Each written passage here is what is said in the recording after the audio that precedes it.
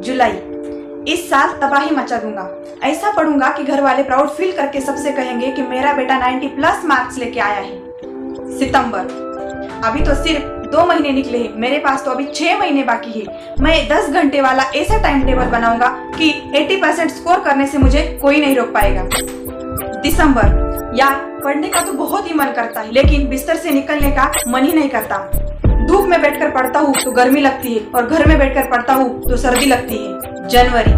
आज नए साल का पहला दिन है। आज मैं प्रॉमिस करता हूँ कि आज के बाद मैं एक भी सेकंड बर्बाद नहीं करूंगा। हर दिन 15-15 घंटे पढ़ूंगा और बचा हुआ पूरा सिलेबस कवर करूंगा।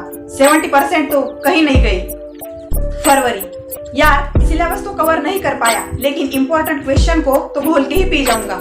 कम से कम फर्स्ट डिस्टिंक्शन तो स्कोर कर ही सकता हूँ। एग्जाम के पहले हफ्ते। यार क्या ये पढ़ाई, किसने बनाई ये पढ़ाई, और क्या मिल जाएगा ये पढ़ के। जिसको देखो वो बोल रहा है पढ़ाई करो, जान दे दूं क्या मेरी। एग्जाम के 2 दिन पहले ना ही सिलेबस पूरा कर पाया और ना ही इम्पोर्टेंट क्वेश्चन याद हो रहे। कम से कम पॉइंट तो याद रख ही लेता हूँ, जो आएगा सो एग्जाम में लिख देंगे। एग्जाम के दिन। यार ये क्वेश्चन तो मैंने देखा था, फिर भी याद नहीं आ रहा है, और इस क्वेश्चन को तो टीचर ने भी टिक करवाया था, फिर भी मैंने याद नहीं किया। और उस बगल वाले को देखो, सप्लीमेंट्री काफी से भरे जा रहा है। और दोस्त पहले तो बड़े बोलते थे कि एग्जाम के दिन मदद करेंगे एक दूसरे की। एग्जाम फिनिश होने के बाद 60% तो वैसे ही बन रहे। अब देखो काफी चेक करने वाला मार्किंग कैसे करता है। रिजल्ट के दिन मैं नहीं बताऊंगी कि इस बंदे का क्या हाल हुआ होगा। भूख नहीं लगी होगी, फ्रेश नहीं हुआ होगा, कुछ भी हो सकता है। पूरी साल बिस्तर में घुस कर वेब सीरीज देखने में निकाल दी इसने, और रोज अपने मोबाइल पर उंगली फिरा के गुदगुदी करता रहता था। सुबह शाम दोपहर रात जब देखो।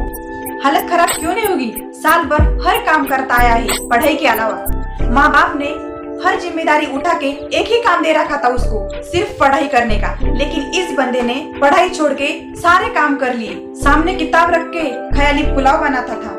और ब्लेम किसको जाता है कि स्कूल में टीचर सही से पढ़ाते नहीं थे, वो जल्दी पढ़ाते थे, सही से पढ़ाई नहीं होती थी, सर्दी ज्यादा थी, गर्मी ज्यादा थी, लाइट चली गई 2 कौड़ी के बहाने, और रिजल्ट भी 2 कौड़ी का।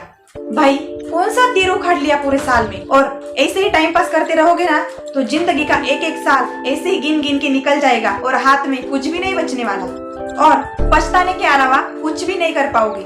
अगर ईमानदारी से चलोगे ना तो अभी भी टाइम है। अगर टाइम वेस्ट नहीं करोगे ना तो अभी भी टाइम है। अगर थोड़ा सा नींद का मुंह त्याग दोगे ना तो अभी भी टाइम है।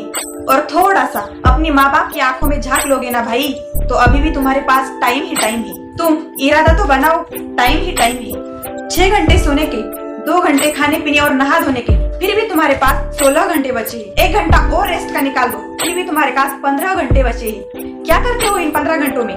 तुम्हारे पेरेंट्स बड़े प्राउड से बोलते हैं सबको, मेरा बेटा इंटरनेशनल स्कूल में पढ़ता है, मेरा बेटा इंग्लिश स्कूल में जाता है। उनको बेचारों को क्या पता कि उनका बेटा इंटरनेशनल इंग्लिश वेब सीरीज देखता है। क्या है ये मतलब, सर्दी खा जाएगी क्या। और ये मोबाइल में कोई इमरजेंसी है क्या, और किताबों में किसी ने पैच रख दिया है क्या। पढ़ते टाइम आंखों में पानी आता है और आंखें बंद हो जाती है। बुरा लगता है, बट मैं गारंटी लेती हूँ कि इतना बुरा नहीं लग रहा है तुम्हें, जितना बुरा तुम्हें रिजल्ट आने वाले दिन लगेगा। सुधर जाओ बेटा, अभी भी टाइम ही टाइम है। ऐसे 1000 मोटिवेशनल वीडियो देख लो भाई, लेकिन जब तक उनको अप्लाई नहीं करोगे ना तब तक जिंदगी में कुछ नहीं मिलने वाला और ना ही कुछ बदलने वाला। अभी 15 की हुई 20 की हो जाओगे, 20 की हुई 25 की हो जाओगे, 35 के हो जाओगे, 40 की हो जाओगे, फिर भी कुछ नहीं बदलने वाला यार। और मोबाइल में नेट का रिचार्ज भी नहीं करा पाओगे, क्योंकि रिचार्ज के काबिल ही नहीं बन पाओगे। अभी तो फ्री का मिल रहा है ना, इसलिए तो डेली का टारगेट है 1 GB, 1.5 GB, 2 GB, बस इसे खत्म करना और खत्म करके ही सोना, चाहे उसके लिए कुछ भी डाउनलोड करना क्यों ना पड़े। कुछ भी मतलब कुछ भी। मैं ये क्यों बोल रही हूँ कि मोबाइल दुश्मन है तुम्हारा दुश्मन, क्योंकि 100 में से ना सिर्फ 20% लोग है ना इसका सही से इस्तेमाल करते हैं, और 80% लोग मोबाइल से बर्बाद हो रहे हैं। तो दोस्तों अपनी ये जिंदगी है ना, ये चलती फिरती घड़ी की तरह है, ये किसी के लिए रुकने वाली नहीं है। तो दोस्तों सही समय पर खुद को समझ लो और खुद को बदल भी लो, इसमें ही सबका फायदा है। अगर सही समय पर खुद को बदल लोगे ना तभी जिंदगी में सक्सेस पाओगे। Thank you.